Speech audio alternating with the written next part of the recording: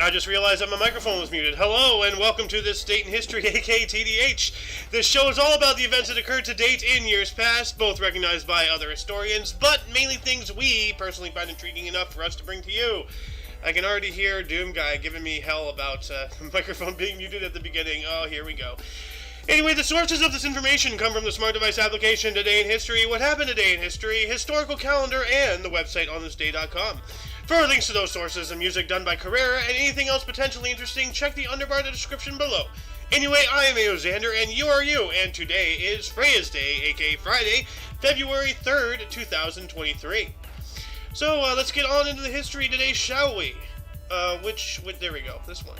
Alright, starting us off in 1377, we have a mass execution of the population between 2,500 and 5,000 of Cesena, Italy, by Breton troops of Giovanni Acuto under the command of Robert, Cardinal of Geneva, acting as the legate of Pope Gregory XI.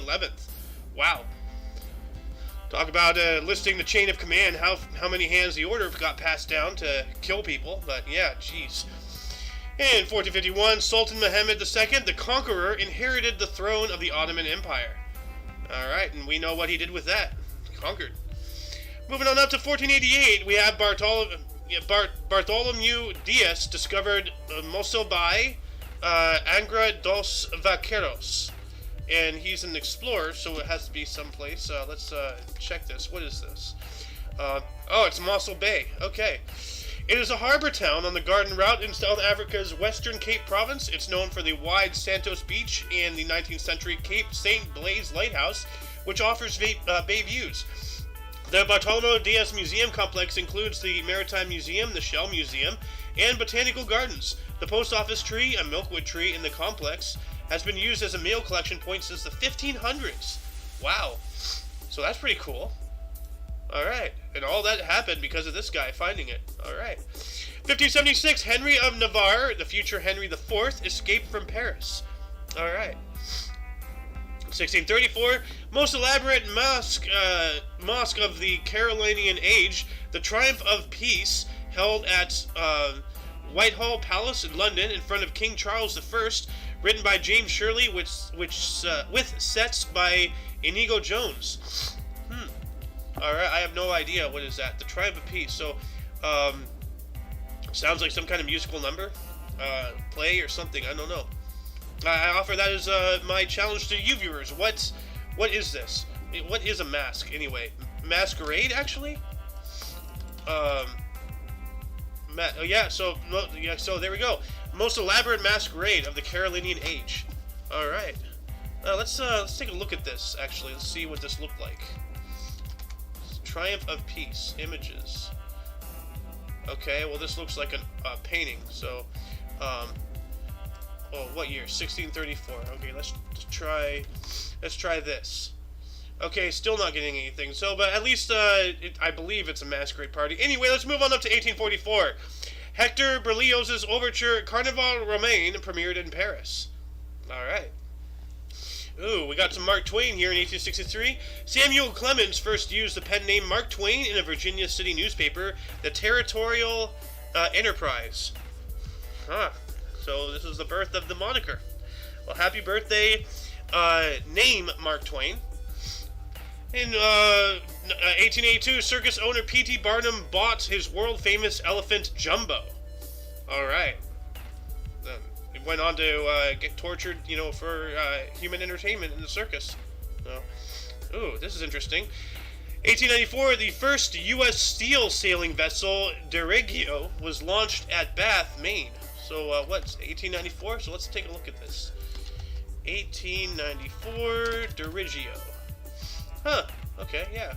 It is a boat with boat-like qualities. Yep. Alright, let's move on up to 1917.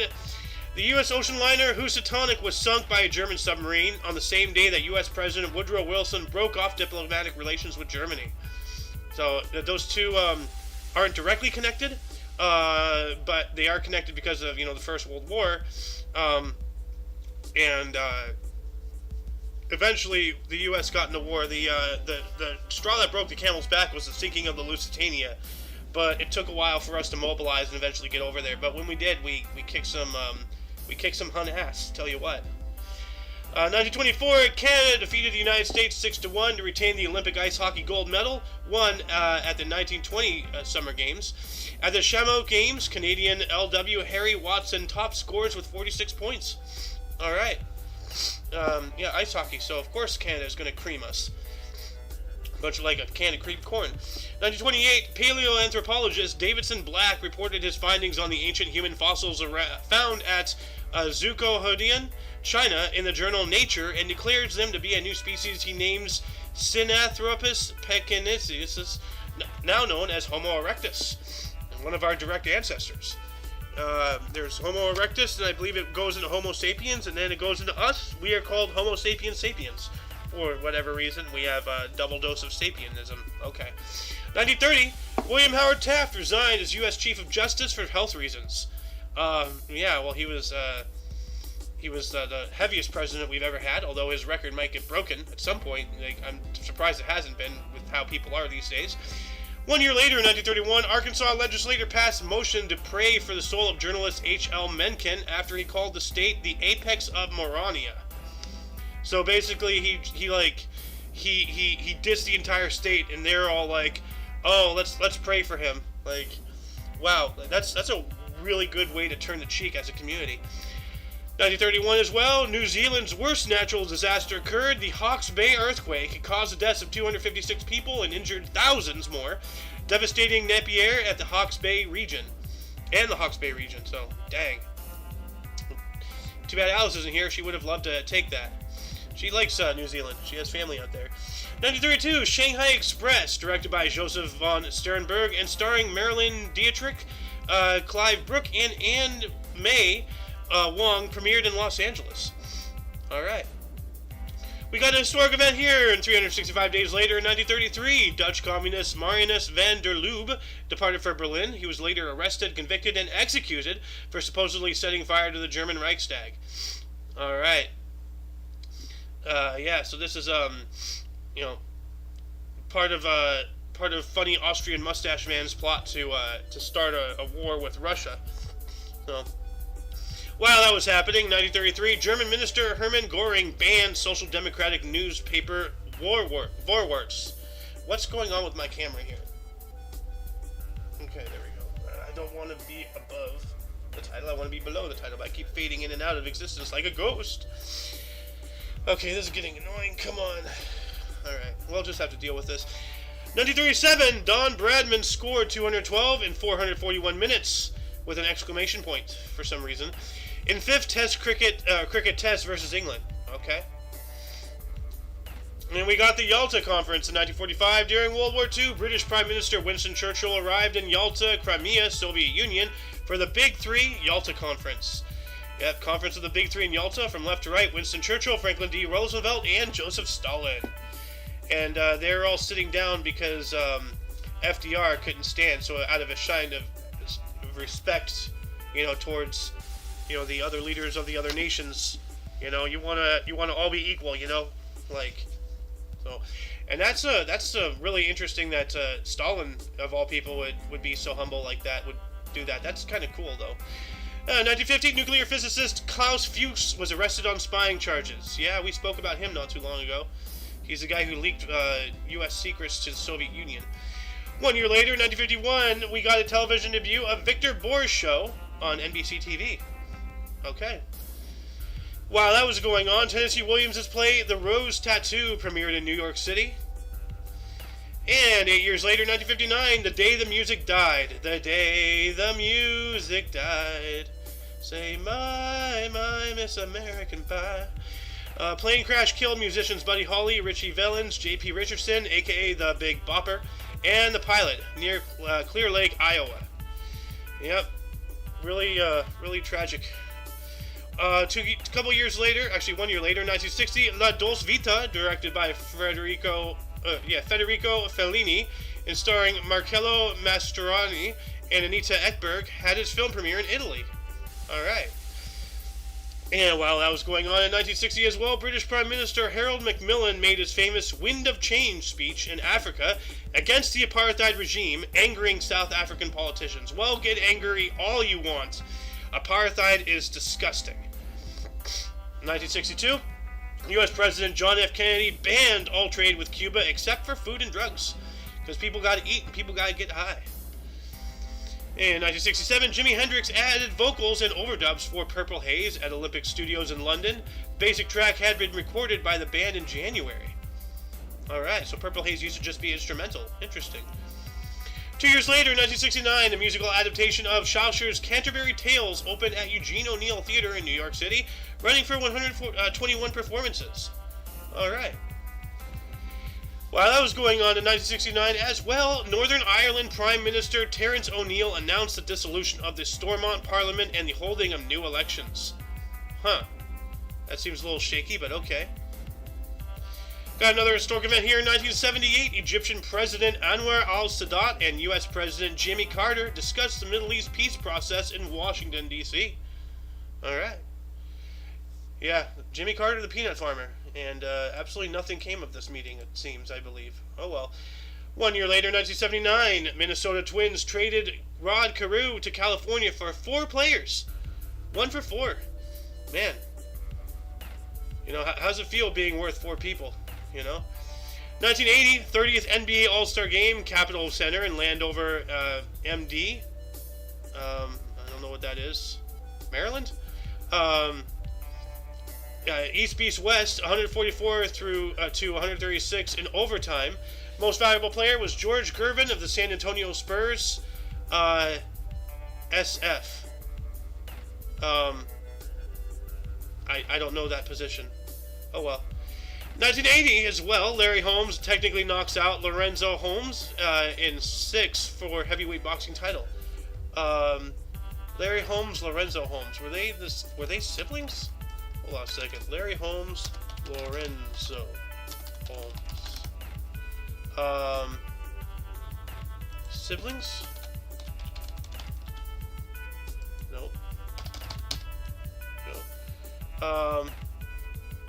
Hold on a second. Larry Holmes wiki. Let's see here. Let's see if he has any siblings. Jacob Holmes, Leander, Charles. So who am I looking for? Lorenzo.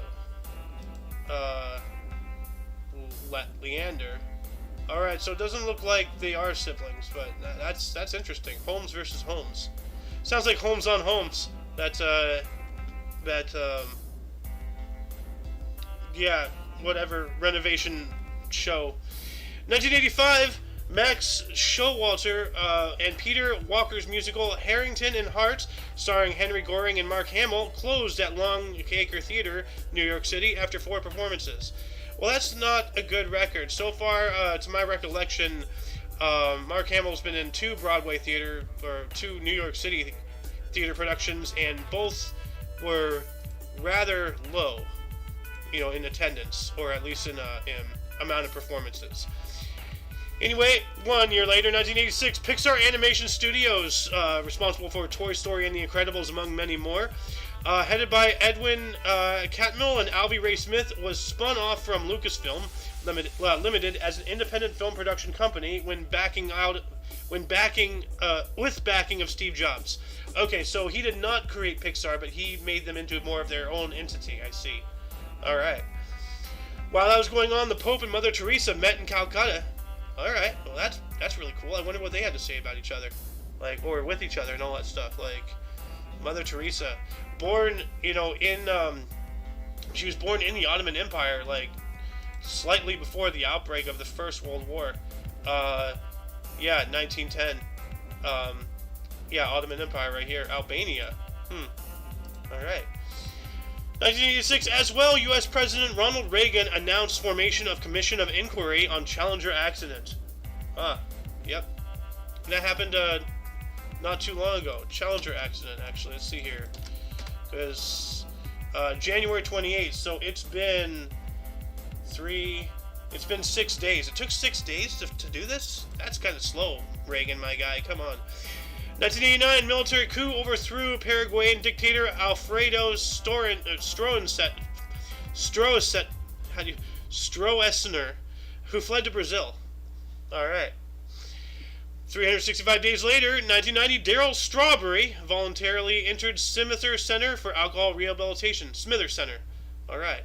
He was an alcoholic. That sucks.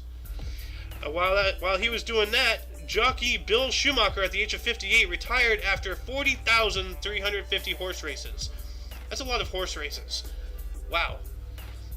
2 years later, in 1992, defense opened calling Norica our ally in war on drugs. Yep, Panamanian general and dictator. Panama Canal, allowed drug smuggling to go on and all that stuff. And we gotta move on up to 1993. Federal trial of 4 police officers charged with civil rights violations in videotaped beating of Rodney King began in Los Angeles, California. Yeah, that was rough. So, we got a historic event here. 1 year later, 1994, President Bill Clinton lifted U.S. trade embargo against Vietnam. That took a while. And 3 years later, Carl Sagan, in 1997, public memorial at Ithaca, New York. Oh, this guy. Okay, yeah, so the public memorial after his passing. We got an NHL record in 1998. Florida Panther Dino Ciccarelli was the 9th NHLer to score 600 career goals. It's pretty good. 1998 as well, stamps commemorating Diana, Princess of Wales, went on sale in Britain, and this is, I believe, after her car accident, or not accident, but after her assassination. Yeah, 1 year prior. Car crash. No, it was an assassination. They killed her. 2002. Super Bowl 36.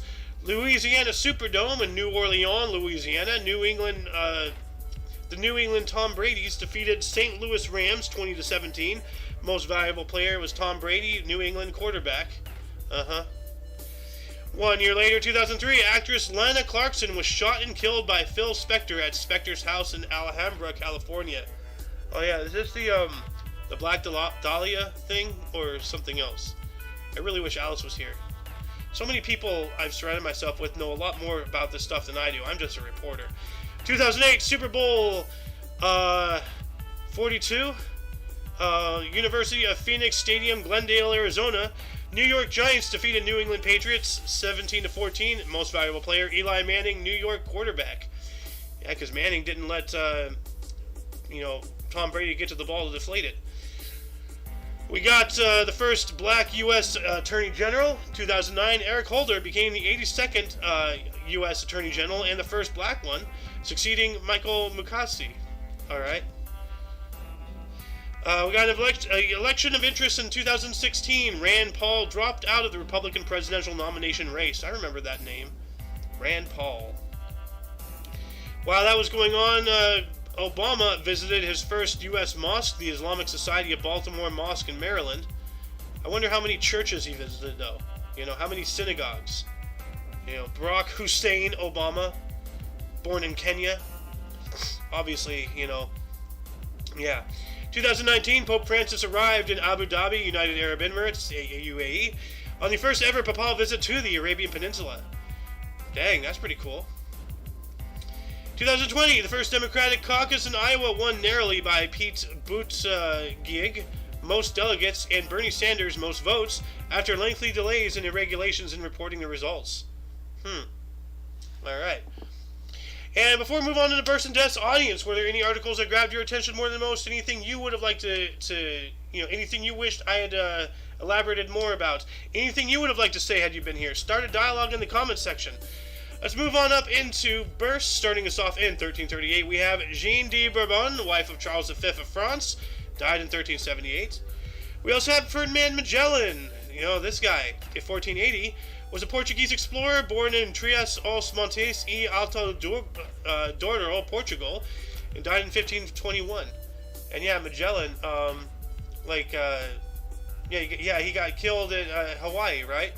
I think he got, yeah. And we got Joseph E. Johnson, 1807, a U.S. military officer, or American military officer, senior officer in the Confederate Army and United States Army, born in Farmville, Virginia. What? Farmville? You like the Facebook game? He was born in Facebook? Oh snap, the tit is here. Welcome, welcome. Thank you for showing up. We got Felix Mendelssohn in 1809, German composer and pianist, Italian symphony, songs without words, born in Hamburg, Germany. Alright. Did I miss that guy? No, I didn't. Elizabeth Blackwell, 1821, English-American physician who was the first woman to receive a medical degree in the U.S., born in Bristol, England, died in 1910. Well, that's cool. All right.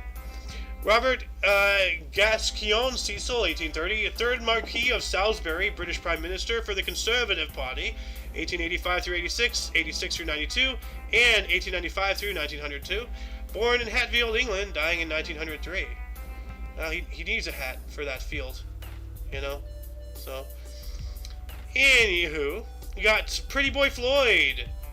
Why is his photograph looks like he's in the process of becoming Two-Face? That's kind of interesting. Born on the state in 1904, was a U.S. gangster and FBI most wanted criminal, born in Adairsville, Georgia. Died in 1934. Yeah, some of these words I can't pronounce. But yeah, no, that's interesting. He's called Pretty Boy, and then his face is like Thanos snapping away, it looks like. That's kind of weird. We also have George Nissen, 1914, a U.S. inventor, created the trampoline. Born in Blairstown, Iowa, died in 2010. I wonder if he died in a tragic trampoline accident. No, complications from pneumonia, but, thank you for the trampoline. We also have Fran Tarkenton. He's 83 today. He was born on this date in 1940. He was an NFL quarterback for the New York Giants and the Minnesota Vikings. Born in Richmond, Virginia. Farmville. Like the Facebook. Let's see here. Nathan Lane, 1956. That name is familiar. He is a U.S. actor, one of the boys, Frankie and Johnny, born in Jersey City, New Jersey. Alright. Looks like he has a butterball face or something like. Looks familiar. Looks like, I can't think of the name, like Rowan Atkinson? No, who's the guy? Crystal Skull Vodka? Hold on. Crystal Skull Vodka. Dan Aykroyd. He looks like Dan Aykroyd a little bit. Hold on, it's, images. I mean, he looks like a younger Dan Aykroyd. Wait, where'd it go? Yeah. Kinda, sorta. Like, looks very much like this pic. This is what I was thinking of. Anyway, gonna move on up here. Who else was born on this date? Isla Fisher, 1976, an Australian actress. Arrested Development and The Great Gatsby, born in Muscat, Oman. She's 47 today. Happy birthday to her. And then we got to 1977, Daddy Yankee. That sounds very gross. Puerto Rican reggaeton singer and rapper, Despacio Gasolina, born in San Juan, Puerto Rico. Despacio. I thought that meme was over, but And we got Elizabeth Holmes, 1984, a U.S. entrepreneur and convicted fraudster, former CEO of Theranos and once the youngest self-made female billionaire, Forbes 2014, born in Washington, D.C., and way to prove stereotypes there. So, we're going to move on up into deaths, starting us off in 619. We have Lawrence of Canterbury, the second Archbishop of Canterbury. We also have Johannes Gutenberg, died on this date in 1468, was a German inventor, movable printing press, died at the age of 70. Birth date is circa 1400, although it says here 1395, so somewhere within that 5-year realm, approximate, is when they believe he was born. But hey, movable printing press, that's a big invention right there. So, we got Theodore Dwight Weld, 1895, a U.S. abolitionist and writer, American Slavery as It Is, Testimony of 1,000 Witnesses, died at the age of 91. I need to get that book. So, yeah. Actually, let's see here. Let me look this up. Why? No. Okay. I don't want... There we go. Nah! There we go. Alright. We also have Woodrow Wilson, 1924, 28th U.S. President of this, 28th President of the U.S. for the Democrat Party, 1913 through 21, and 1919 Nobel Peace Prize laureate. Died at his home in Washington at the age of 67. Yeah, did he, he died of a stroke. Alright. Woodrow Wilson, though, really not a good president. This is a piece of crap, I believe, who authorized the IRS and, the Federal Reserve in 1912. So. Then we got Buddy Holly. Yeah, that's right. We reported on him the day the music died. Died on this date in 1959 was a U.S. rock and roll musician and songwriter, Peggy Sue. That'll be the day. Words of Love died in a plane crash at the age of 22. That is tragically young. Wow. Yeah, he looks young, dude. Like, wow. But what he did in his short life, you know, he will, for a long time, be a name known. And we're going to move on up to 2014. We lost Louise Breaux, was a U.S. tennis player, Wimbledon 1948 through 50, as well as 55, died at the age of 90. And we also have Charlie Steffort, 1 year later in 2015, a U.S. golfer, the first black U.S. citizen to join the PGA Tour, and he got 2 titles. Died of a stroke at the age of 92. Look at this guy with a cigar like a G. He knows what he's doing. Wearing that hat, you know. Man, he looks really cool. We also have Matti Nykänen in 2019, a Finnish ski jumper, got 4 Olympic golds in 1984 and 88. Died of diabetes complications at 55. That sucks. And last but not least, we got Tony Trauberts. Died on this date 2 years ago in 2021. He was a U.S. tennis player from Wimbledon 1955, U.S. Open 1953 and 55, French Open 54 and 55. Died at the age of 90. So 1955 seems to have been his year. And that shall conclude the show. Once again, you can check the underbar of the description for any links you may find interesting, including but not limited to all things Omni Coalition. For your dose of past events daily, we stream every day at 10 in the morning Pacific Time, which is 11 Mountain, 12 Central, 1 p.m. Eastern. And that means that sometime between 11 to 12 Pacific Time is when these videos will be uploaded onto our other platforms. Specifically, currently, right now, the Omni Coalition's YouTube, Rumble, and BitChute. Please go check them out, as I said before. As well as the other links there. You know, Doom Guy's YouTube, you know, Muffin's YouTube, Soen's Twitch, and all that stuff. Anyway, for all of you and all of us, I am Ayo Xander, and you are you. And until you catch us tomorrow, or if you're interested in some notable events, weather, and sports, aka news, we have the Omni Coalition News Show coming up sometime around 2 to 3 p.m. Pacific Time on Rumble and BitChute exclusively. Anyway, until you catch us whenever it is, don't forget to look right and left at every intersection, rate 5 thumbs, and subscribe. Toodles!